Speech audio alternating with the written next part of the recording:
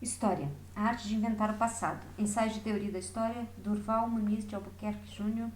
Edusc, edição 2007. Parte 2, capítulo 7. A experiência, uma fissura no silêncio. Nota da tradução.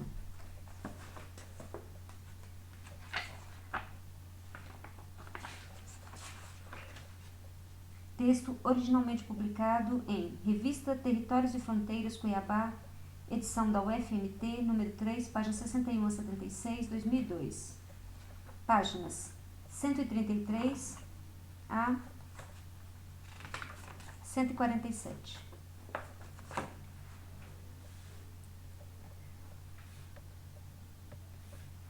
Experiência, uma fissura no silêncio.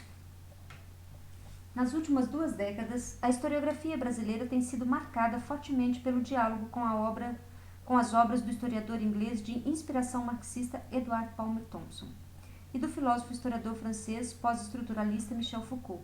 No começo da década de 1980, foi muito comum, inclusive, a utilização conjunta de ambos numa série de teses e dissertações que vieram a se transformar em livros que revolucionaram a historiografia brasileira. Nestes trabalhos, o Michel Foucault, da Genealogia do Poder, do livro Vigiar e Punir, é utilizado juntamente com Thompson para se fazer uma história do processo de constituição da classe operária brasileira. Com a sua necessária disciplinarização, são analisados os vários momentos de constituição do mundo operário no Brasil, seja dentro da fábrica, seja fora dela. Nota 2. Ignorando-se a crítica de Foucault à chamada história social, ele é transformado em um historiador social e usado para fornecer conceitos novos para uma historiografia que, embora já se afastasse do marxismo mais mecânico e economicista, ainda não havia se afastado definitivamente deste paradigma que aparecia renovado nas páginas das obras de Thompson. Nota 3. Embora hoje seja comum entre historiadores brasileiros a percepção de que são opções teóricas e metodológicas diferentes, não existe praticamente texto algum que tematize as diferenças substanciais entre a obra de Thompson e a de Foucault, que discuta em que eles se afastam, o porquê de eles significarem formas diferenciadas de compreender a história. Este texto pretende contribuir para esta discussão, já que se propõe a debater a diferença entre a forma como Thompson utiliza o conceito de experiência, central em sua teoria da história, e a forma como Foucault utiliza o mesmo conceito, que também é fundamental em seu trabalho historiográfico. Fazendo parte das tradições distintas no pensamento ocidental, Thompson e Foucault pensam de forma diferenciada a experiência humana e sua relação com o conhecimento, com a consciência, com a representação e com as práticas sociais. A obra de Thompson se inscreve dentro da tradição marxista, embora se proponha a ser uma nova leitura dessa tradição, expurgando desta o viés economicista, autoritário e estruturalista de inspirações stalinistas e autosserianas. O marxismo, por sua vez, liga-se a toda a tradição do pensamento moderno de inspiração platônica e hegeliana, ou seja,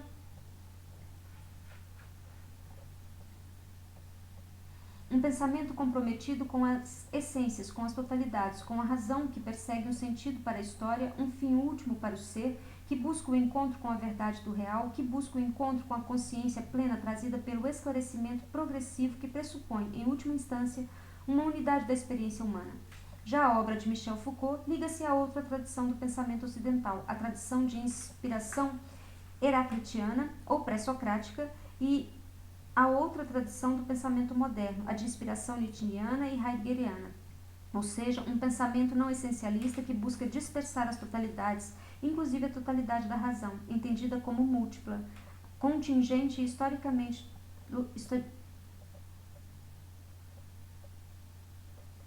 localizada. Um pensamento que reivindica a multiplicidade dos sentidos da história, da finalidade do ser, da verdade e do que é chamado de real, a multiplicidade e historicidade da consciência e das experiências. Enquanto para a primeira tradição a ênfase se dá na semelhança entre fatos, práticas, discursos, processos, etc., na segunda a ênfase se dá na diferença. Além de serem discursos historiográficos que remetem a tradições diferenciadas do pensamento no Ocidente, possuem também diferenças substanciais na forma de pensar a própria história e a prática historiográfica. Para Thompson, a história é realista, ou seja, ela deve ser um discurso sobre o real, que o represente da forma mais próxima possível. O real possui uma existência exterior aos discursos que o tomam como objeto. O real é o referente material dos discursos, que são representações simbólicas ideológicas daquele. O historiador deve se aparelhar com métodos, técnicas e um aparato conceitual que lhe permite dialogar com as fontes de forma a corrigir o máximo possível as distorções que os preconceitos e as prenoções podem trazer para as compreensões reais, ou para a compreensão do real. A história é uma ciência do passado, portanto deve ser capaz de chegar o mais próximo possível de sua verdade, retirando-o do desconhecimento ou do reino enganoso da memória ideológica dos vencedores. Já para Foucault, a história é nominalista, ou seja, ela é uma prática discursiva que participa da elaboração do real, assim como outras práticas. No entanto, a prática discursiva da história se distingue de outras por sua normatividade específica. Ela possui regras próprias de funcionamento e de produção. O real é, para Foucault, uma criação de práticas múltiplas, sejam elas discursivas ou não, e entre elas está a prática do historiador, que mantém uma relação mutável e historicamente datada, mas privilegiada com relação ao passado. O real não possui uma existência exterior à sua escritura em alguma forma de linguagem, forma que dá materialidade ao período real, que o nomeia, que o organiza, que lhe dá inteligibilidade. A história, por sua normatividade, estaria próxima da ciência, mas seria também, em grande medida, uma arte narrativa, pois não só representa o real, como participa de sua invenção, de sua criação escritural. Todo discurso, mesmo historiográfico, é interessado, nasce de lutas políticas, de embates de poder, é presidido por estratégias e táticas, portanto, não é um discurso imune à ideologia, mas plenamente ideológico. Estando, pois, em campos opostos, tanto no que tange a filiação ao pensamento ocidental quanto na forma de ver a história e a prática historiográfica, Thompson e Foucault pensam de forma muito diferenciada a experiência humana e a relação desta com o conhecimento, mais particularmente com o conhecimento histórico, embora seja confusa sua definição de experiência, já que esta aparece com diferentes acepções em sua obra. Thompson, pelo menos na sua obra de epistemologia histórica, A Miséria da Teoria, apresenta a experiência como base material da produção do conhecimento e da consciência. A experiência é, aí, quase que reduzida ao real. Ela é o real que deve ser representado pelo historiador. A experiência é, inclusive, muito de acordo com a tradição marxista, predominantemente econômica. A experiência é definida aí como o momento em que os homens e mulheres se tornam como sujeitos, não como sujeitos autônomos, mas como pessoas que experimentam suas relações produtivas determinadas como necessidade, interesses e como antagonismos.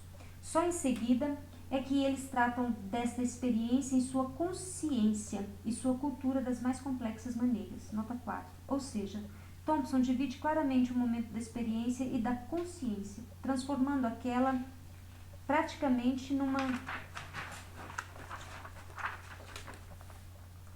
empiria sem significado humano, num referente anterior à representação, embora fique difícil saber como alguém vive algo como necessidade e interesse sem ter pelo menos uma vaga consciência do que isso significa.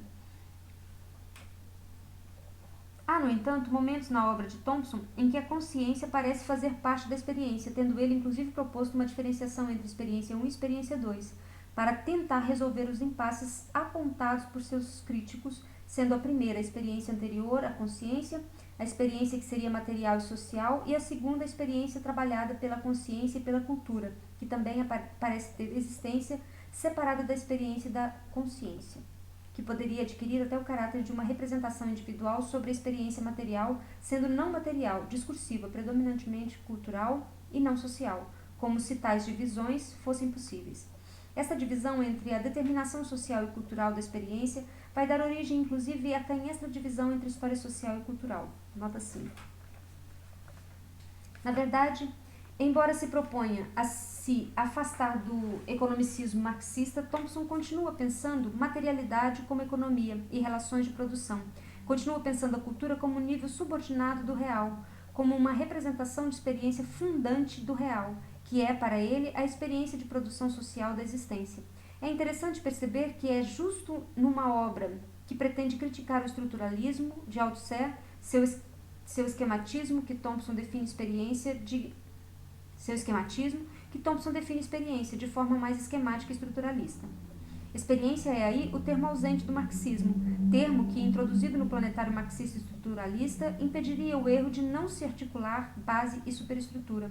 Metáfora a ser abandonada, impediria o erro de não se articular estrutura e processo. Portanto, experiência seria o termo de junção que fora silenciado por Marx. Como se vê, para criticar o planetário de Althusser, a experiência é definida por uma sucessão de metáforas mecânicas que a reduzem a um termo que fala, termo milagroso que, introduzido, mostraria todo o equívoco do planetário marxista estruturalista. Felizmente, Thompson nem sempre é tão esquemático quando instrumentaliza este conceito em suas análises, embora continue mantendo a conotação de ser a experiência o elemento fundante da história, o elemento essencial a ser apreendido em qualquer análise. Para ele, a experiência é o lugar do ser, ou em contraposição ao lugar da consciência e do conhecer. Nota 6. Em Foucault, a experiência não se separa da consciência que dela tem, ou que dela se tem. A experiência não é a priori da consciência ou do conhecimento.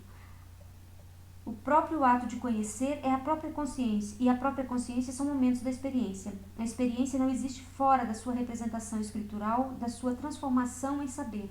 É o saber que lhe dá materialidade. A experiência é um conjunto de práticas discursivas ou não que produzem uma certa ordem de saber e se articulam em torno de certas demandas de poder.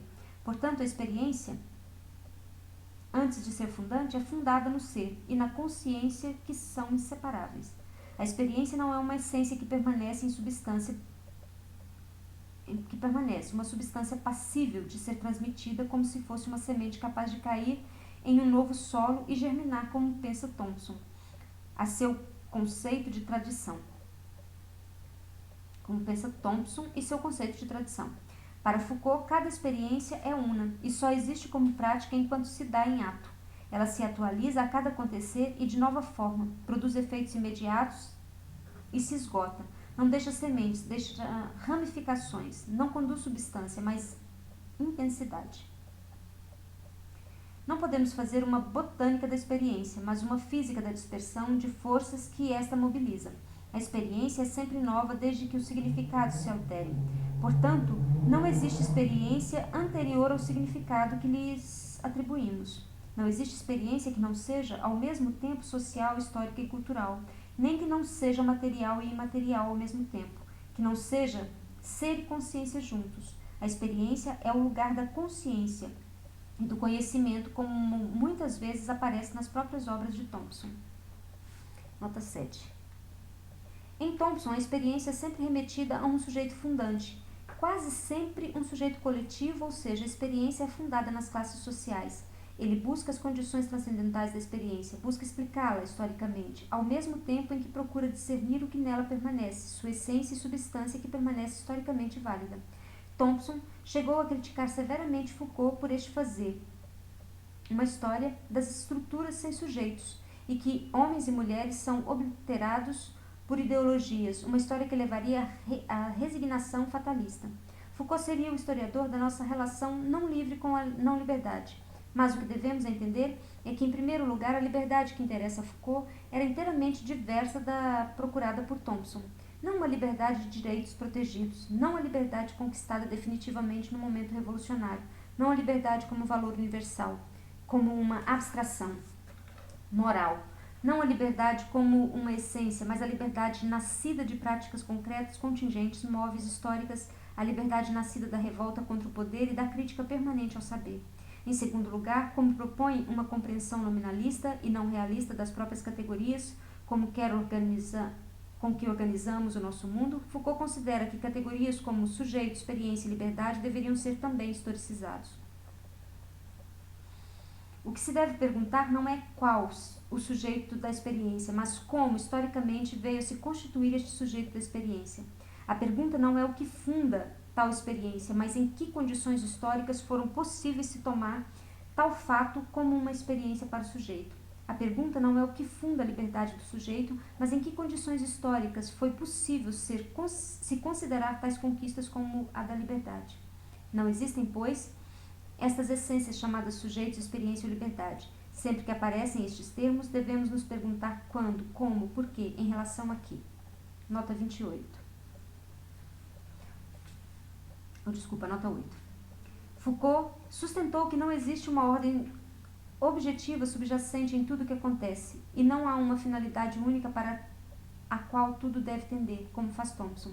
A documentação de uma sociedade é a sua própria realidade a sua própria realidade. Não existe um substrato material chamado real fora desta documentação. A sociedade que vemos e dizemos a partir desta documentação depende do regime de visibilidade e de dizibilidade do momento em que o historiador está inserido, mas também do diálogo dessa visibilidade e dizibilidade com aquelas outras expressas na documentação. Foucault, ao contrário de Thompson, não pretende fazer história de coisas, mas história de termos, de enunciados, de imagens, de sinais, de signos. Ele faz história das técnicas e categorias da visibilidade e dizibilidade, que, em cada época, instituíram as coisas a serem vistas e ditas. Ele não faz a história de uma experiência, mas de como esta foi constituída, como esta foi possível, como ela chegou até nós e a partir de que interesse ela foi documentada.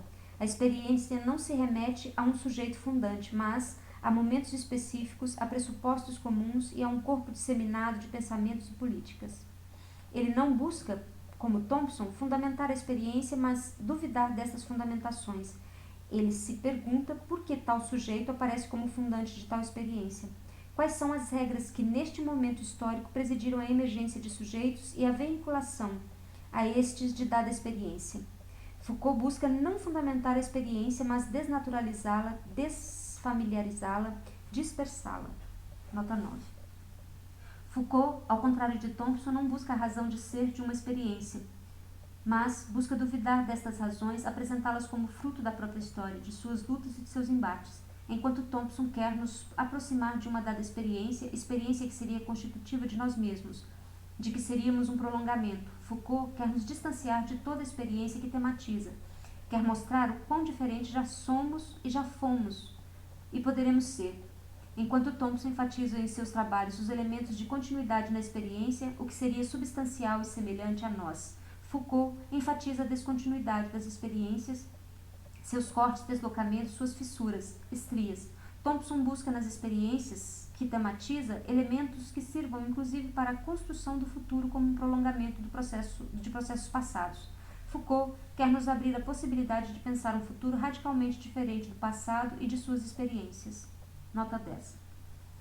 Enquanto Thompson busca na história o que constitui uma certa rotina, algumas certezas que uma época teria sobre si mesma, Foucault usa a história para dissipar qualquer espécie de rotina e autoconfiança em relação à realidade de tudo que é instituído como real. Thompson e sua historiografia partem de objetos e sujeitos considerados reais, como estando inscritos no passado, um já lá. Foucault, ao contrário, duvida de cada sujeito e cada objeto postos como históricos. Ele sempre se pergunta o que tornou possível que assim o fosse. Ele desrealiza tais sujeitos e tais objetos. Não faz a história deles, mas a de como eles foram possíveis. Fazer história da experiência não é, pois, fazer a história do concreto em si. Não é fazer história de objetos e sujeitos já dados, pré-existentes, a documentação que os nomeia, explica, organiza, entre outras coisas. Foucault faz a história do que numa dada época foi chamada de experiência, o que possibilitou que aquela experiência aflorasse e fosse registrada como tal. A experiência para Foucault, pois, não é uma voz do passado que foi esquecida e precisa ser salva, mas é uma fissura no silêncio, silêncio a que está condenada a maior parte dos seres humanos e de suas experiências. O que se deve perguntar, pois, não é apenas o que diz esta voz que rompeu o silêncio do passado, mas se perguntar por que ela pode romper este silêncio. Que condições históricas permitiram que estas experiências não permanecessem se pautando sepultadas no passado? Não se pode supor, como faz Thompson, que a experiência seja um objeto silencioso e contínuo, que se acha reprimido e recalcado e que teríamos a obrigação de fazer levantar-se e lhe reconstituir o falar. Ela não é. O pré-discurso, sem rosto, não é o pré-consciente. Ela só existe no e como discurso. Ela é o rosto formado. É um certo tipo de consciência.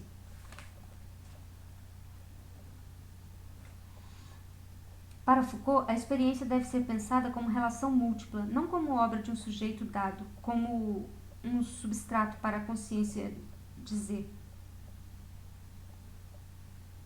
Isso é uma experiência. Requer que se diga em relação a que e a quem, e não que se diga de que e de quem, como faz Thompson.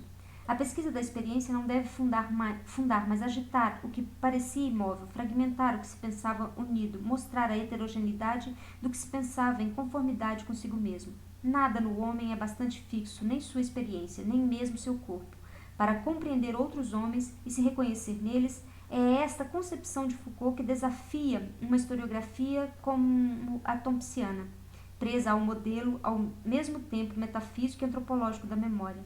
A história de Foucault não é uma história sem sujeito, como critica Thompson. Apenas os sujeitos não são uma aparição fenomênica de uma essência transcendental, de uma entidade chamada homem. Os sujeitos em Foucault são radicalmente históricos, contudo, de finitude e de efemeridade que isso significa. Os sujeitos Foucaultianos não têm natureza humana, são de natureza histórica. Nota 12. Ao criar ou ao criticar Foucault, considerando-o estruturalista, Thompson defende uma espécie de voluntarismo em que seus homens e mulheres devem, de alguma forma, ser responsabilizados pela determinação de sua própria história ou a ela se resignar completamente. Foucault nunca negou a liberdade da história, na história, e a tomada de posições pelos sujeitos. O que questiona é um modelo que atribui tal liberdade a sujeitos necessariamente coletivos, portadores de uma vontade articulada por intelectuais. Questiona o fato de que só seríamos livres quando tivéssemos consciência plena da nossa historicidade, quando a colocássemos completamente. Questiona um modelo que presume a existência de coisas globais e universais como massa, povo, sociedade, classe, cujos interesses o intelectual representaria ou desmistificaria, cuja voz ou consciência articularia, cuja vida preveria as utopias de uma sociedade totalmente livre e racional. Para Foucault, o discurso revolucionário é apenas um dentre outros discursos possíveis sobre a liberdade. A consciência e a transformação social, bem ao contrário de Thompson, para quem este é o único discurso válido para estas questões. Nota 13. Outra diferença marcante entre a analítica da experiência em Thompson e Foucault é que Thompson toma as experiências que estuda como ponto de partida para a elaboração de uma teoria geral sobre história, sobre o Estado e sobre a economia. A teoria de Foucault está dirigida para uma análise de problematização da experiência em situações históricas concretas. Tal história, ou tal teoria, não assume, pois, a forma de uma crítica geral ou abstrata da história, do Estado e da economia. Ele não estuda a experiência para resolver um problema. O problema, para ele, é a própria experiência. Ele não quer estabelecer a verdade de uma dada experiência e, como esta não ajuda a resolver problemas concretos no presente, como Thompson, mas ele quer questionar as próprias verdades que se dizem e se mostram das experiências, submetendo-as à crítica até aquilo que se coloca como um problema para o presente. Por exemplo, a revolução não é um problema apenas de como fazê-la, mas ela é em si mesma um problema a ser estudado. A diferença de fundo aí é que continua existindo em Thompson a separação entre teoria e prática. Estudar a experiência se constitui para este, portanto, um momento de análise das práticas para reelaborar a teoria, um momento de submeter a teoria à crítica da praxis. Para Foucault, a teoria é também uma prática. As ideias e as normas já são práticas. A finalidade da crítica é analisar as práticas em que aquelas normas realmente figuram e que determinam espécies particulares de experiências. Assim, ele não propõe uma crítica global de toda a sociedade e de suas instituições políticas por referência aos padrões a uma forma ideal de vida. Dirige suas críticas para aquelas formas de experiência concretas que a sociedade não pode facilmente ignorar e que atravancam a possibilidade da criação de experiências novas, de relações com tais objetos e práticas, ou objetos de práticas. Nota 14. Como diz Hageshman, Foucault não olha além ou aquém de práticas históricas em busca de verdades finais sobre nossa natureza ou de normas que a nossa razão não dita. Ele tenta examinar mais detalhadamente o funcionamento daquelas práticas em que figuram normas morais e verdades acerca de nós próprios, submetendo-as à análise crítica. Assim, questiona aquilo que é central na concepção marxista da história, presente em Thompson, que é o modelo da ideologia na crítica, e o pressuposto de que o poder funciona primordialmente através de uma mitificação ou falsificação de uma verdadeira ou racionalmente fundamentada experiência. Para Foucault, devemos questionar as práticas de objetivação e mistificação, mas também devemos questionar a política de verdade, no próprio conceito que deriva de Marx e de Freud. Crítica é também a submissão constante da verdade do nosso pensamento à análise.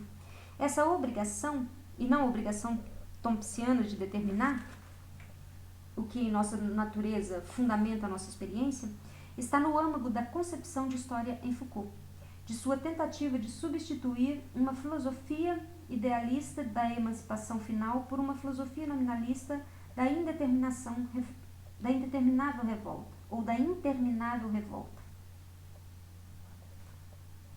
Nota 15.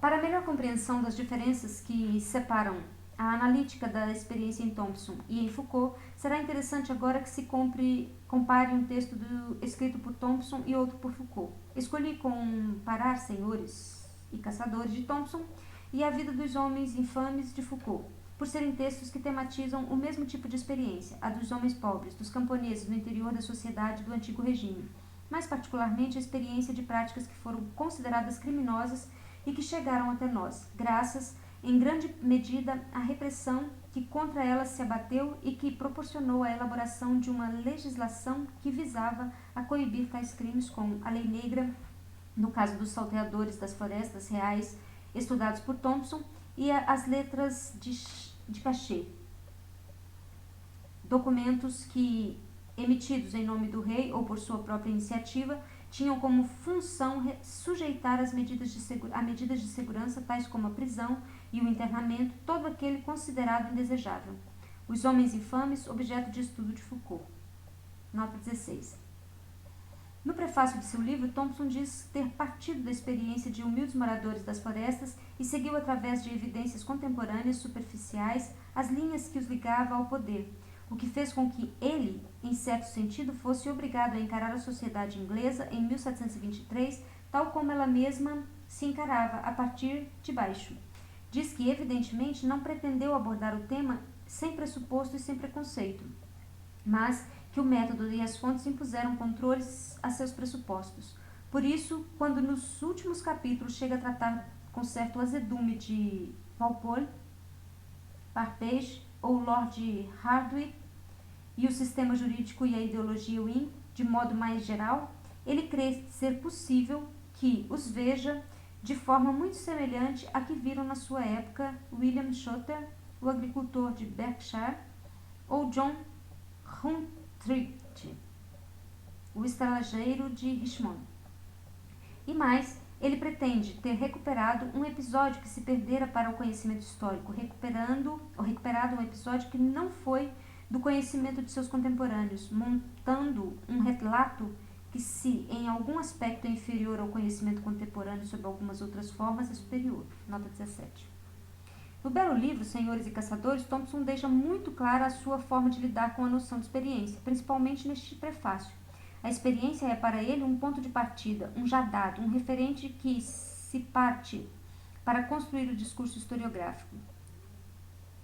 Este discurso, embora tenha que se deparar com as dificuldades trazidas pelo desaparecimento de grande parte da documentação judicial sobre os negros e de dispor de poucos e esparsos relatos sobre suas peripécias nas florestas reais, pode ser capaz não só de recuperar esta experiência perdida até então para a história, como pode produzir um relato que, em muitos aspectos, é superior ao conhecimento dos próprios contemporâneos. A experiência dos negros dá acesso a uma realidade do século XIX, na Inglaterra, de que se pode sentir até o azedume e a antipatia. Para tanto, basta ler a documentação oficial existente com um olhar diferenciado, um olhar que estava presente em uma destas próprias fontes, um olhar vindo de baixo.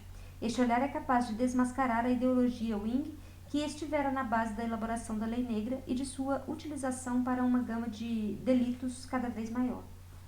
Sua análise conseguiria superar o caráter fragmentário daquela experiência, o mesmo caráter que teve mesmo para os seus contemporâneos e conseguiria dar uma visão da unidade e da totalidade de tal experiência, do que nela teria sido essencial para a sua época e o mais importante, do que nela continuaria sendo essencial para nós. Ou seja, o fato de ser ela a expressão da luta de classes, da capacidade do povo de se revoltar e construir territórios culturais próprios, da capacidade humana de, com certas praxes, desmascarar a ideologia que sustenta o poder, que mascara sua verdadeira face de defensor do interesse dos proprietários. A luta dos negros se transforma, com Thompson, em mais um capítulo de uma contínua experiência de luta do homem ocidental e inglês, particularmente pela emancipação final e absoluta. A experiência dos negros é descrita como mais uma experiência que veio contribuir para a formação da sociedade burguesa na Inglaterra e, portanto, faz parte do processo em que a classe operária se fez, mais um capítulo dessa experiência épica. Os negros reagem à legislação florestal que retirava deles a possibilidade da caça e o acesso a outros benefícios como a lenha e a água indispensáveis para a sua sobrevivência. Se a revolta dos negros pode ser considerada uma experiência política, a experiência coletiva é, no entanto, claramente determinada por carências e necessidades econômicas, tratadas como interesses.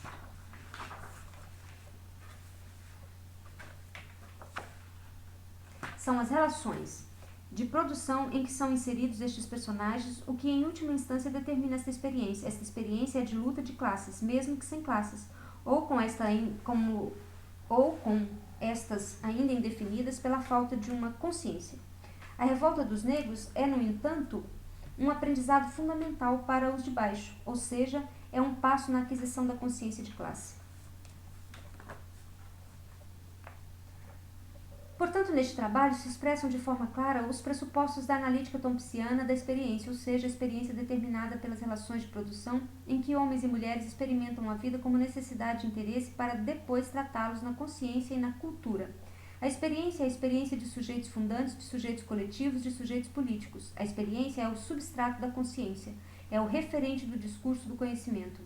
A experiência totaliza, unifica, é contínua, deixa sementes que germinam em outro solo. A experiência é o real, do passado, que o historiador, ao fazer uma opção metodológica e ao fazer uma pesquisa empírica que permite corrigir os seus pressupostos e preconceitos, pode dele ter uma imagem muito próxima, às vezes melhor que a dos próprios contemporâneos.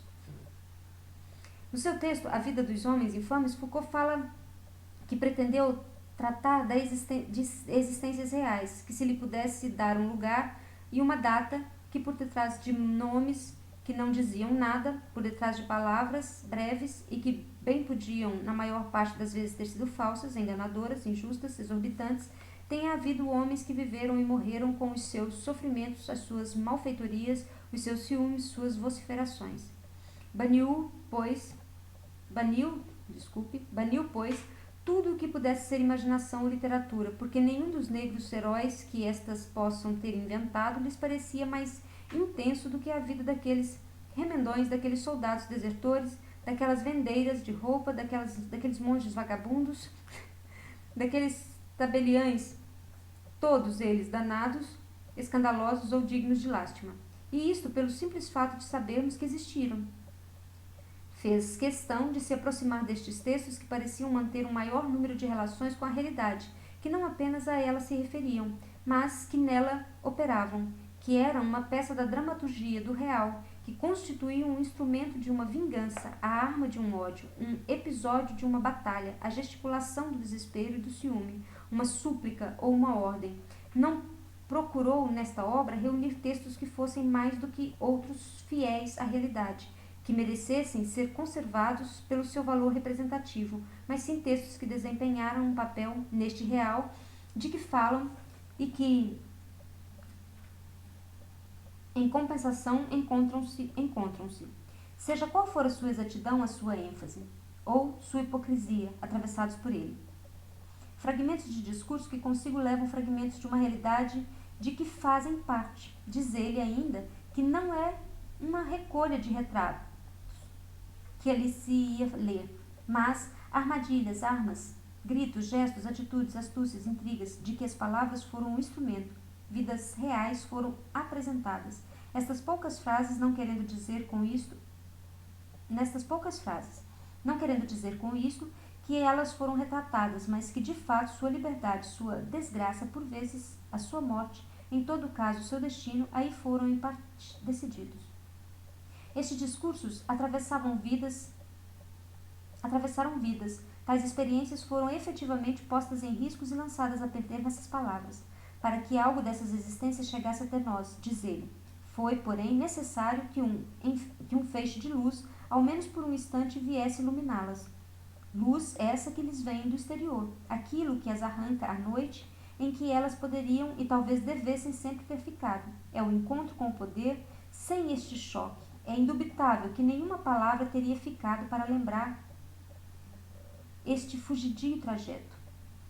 O poder que vigiou aquelas vidas, que as perseguiu, que as marcou com um golpe das suas garras, foi também o poder que suscitou as poucas palavras que delas nos restam. Todas aquelas vidas, afirma, estavam destinadas a passar ao lado de todo o discurso e a desaparecer sem nunca terem sido ditas, senão em virtude do seu contato momentâneo com o poder.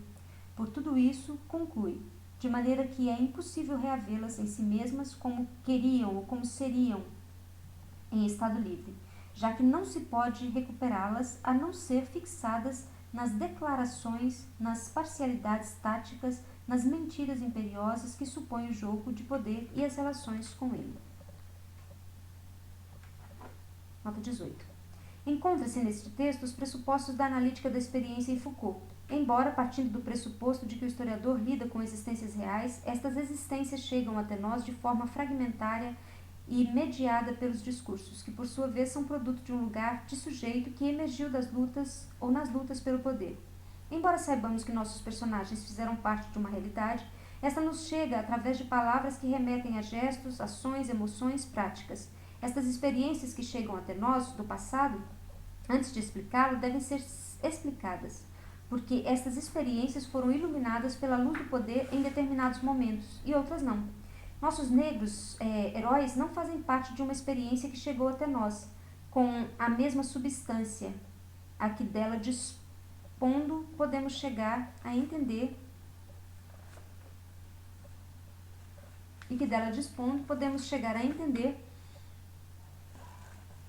estes homens, tal como pensaram em sua época. Eles não falam de experiências muito distanciadas de nós, eles fazem com que meçamos a distância que deles nos separa, faz pensar em nossa diferença. Essas experiências fragmentadas, dispersas, não nos permitem fazer uma imagem unilateral ou unitária e total, nem destes seres, nem de sua época. Embora remetam a nomes, estas experiências remetem ao anonimato do poder, de seu jogo e das suas relações com ele. Elas são fragmentos do real, não por não ser possível através delas reaver estes pedaços de passado, de real em si, mas por terem nele atuado, terem participado da construção da realidade quase sempre trágica de seus personagens. Afinal de contas, uma letra de cachê podia condenar um indivíduo à reclusão ou à morte. Mais do que testemunhos de uma vida, estes documentos são testemunhos de uma morte, de um esmagamento pelo poder. Eles são opressão, são expressão de uma revolta que pôde não ter deixado nada, a não ser as breves palavras e os breves gestos trocados com o poder. Mas podem ter sido a liberdade momentânea destes indivíduos perante o código que se tornaram insuportáveis. Os códigos que se tornaram insuportáveis. A experiência nada mais é, pois, do que estas pequenas iluminações feitas pela luz do poder, que reduz vidas inteiras a pó. Estas pequenas fissuras no silêncio que apagam vidas inteiras. A experiência não é dado concreto, coisa. A experiência é relação fugidia entre ação, fala, imagem e poder. Notas. Nota 1. Podemos citar Amneris Maroni, As Estratégias da Recusa, São Paulo, Brasiliense, 1982, Liliana Ceini, Ferrovias e Ferroviários, uma contribuição para a análise do poder disciplinar da empresa, São Paulo, Cortês, 1982, Margarete Rago, Do Cabaré ao Lar, a Utopia da Cidade Disciplinar, São Paulo, Paz e Terra, 1985, Alcir Reinhardt, A Sacralização da Política, Campinas, Papiros, 1987, Durval Muniz de Albuquerque Júnior, Falas de Astúcia e de Angústia, A Seca no Imaginário Nordestino, 1988, dissertação, mestrado em História, Unicamp, Campinas, 1988. Margarete Rago, nota 2. As Marcas da Pantera, Foucault para Historiadores, Revista Resgate, Campinas, Centro de Memória, Papiros, número 5, 1993. Nota 3. Ver a polêmica entre Michel Foucault e os historiadores sociais franceses em Michel Perrault, Organização, Prisão Impossível, Paris, Seul, 1978. Nota 4. Edward Palmer Thompson, Miséria da Teoria, ou Um Planetário de Erros, Rio de Janeiro, Zaha, 1981, página 182. Nota 5. Ver o debate entre Thompson, Stuart Hall e Richard Johnson em torno do livro A Miséria da Teoria, ou Um Planetário de Erros, em Rafael Samuel, Organização História Popular e Teoria Socialista, Barcelona, Crítica, 1984, página 273 a 317. Nota 6. Rafael Samuel, Organização História Popular e Teoria Socialista, Barcelona, Crítica, 1984, página 183 a 184. Nota 7. Michel Foucault, Arqueologia do Saber, São Paulo, Forense Universitária, 1986, página 15. E John Hageshman, Foucault, A Liberdade da Filosofia, Rio de Janeiro, Jorge Zaha, 1990, página 47. Nota 8. Edward Palmer Thompson, 1978. Michel Foucault, Microfísica do Poder, 1979. John Rajesh, Eros e Verdade, Rio de Janeiro, Jorge Zaha, 1993, página 127 e 140. Nota 9. Thompson, A Formação da Classe Operária em Louisiana, 1. A Árvore da Liberdade, Rio de Janeiro, Paz e Terra, 1987, página 923. Michel Foucault, Arqueologia do Saber, São Paulo, Forense Universitária, 1986, página 72. Paul Weil, Foucault, Revolucionista e Revoluciona a História, in Como se Escreve a História, Brasília, edição da UNB, 1982. Nota 10. Edward Palmer Thompson, Formação da Classe Operária, 1. Rio de Janeiro, Paz e Terra, 1987, página 923. Michel Foucault, Arqueologia do Saber, São Paulo, Forense Universitária, 1986. Nota 11. Gilles Deleuze, Foucault, São Paulo, Brasiliense, 1988. Michel Foucault, História da Sexualidade, 1. A Vontade de Saber, Rio de Janeiro, Grau, 1982. Edward Palmer Thompson, Da Política, a Teoria, in Rafael Samuel, Organização História Popular e Teoria Socialista, Barcelona, Crítica, 1984, página 301 a 317. Nota 12. Edward Palmer Thompson,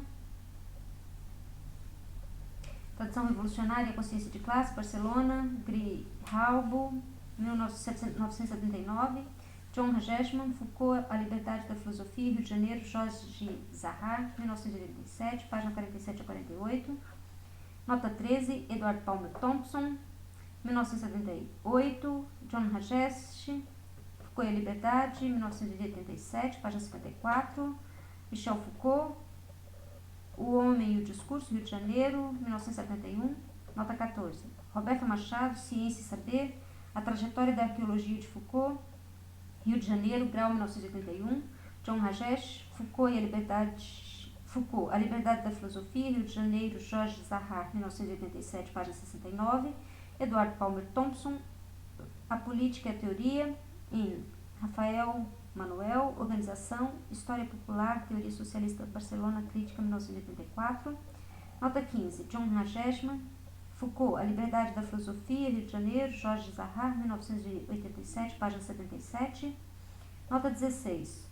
Thompson, Senhores e Caçadores, Rio de Janeiro, Paz e Terra, 1987. E Michel Foucault, A Vida dos Homens Infames, em O que é um Autor, Lisboa, Vega, 1992, página 89 a 128. Nota 17. Thompson, Senhores e Caçadores, Rio de Janeiro, Paz e Terra, 1987, página 15 a 20. Nota 18. Michel Foucault, A Vida dos Homens Infames, em O que é um Autor, Lisboa, Vega, 1992, página 94 a 98.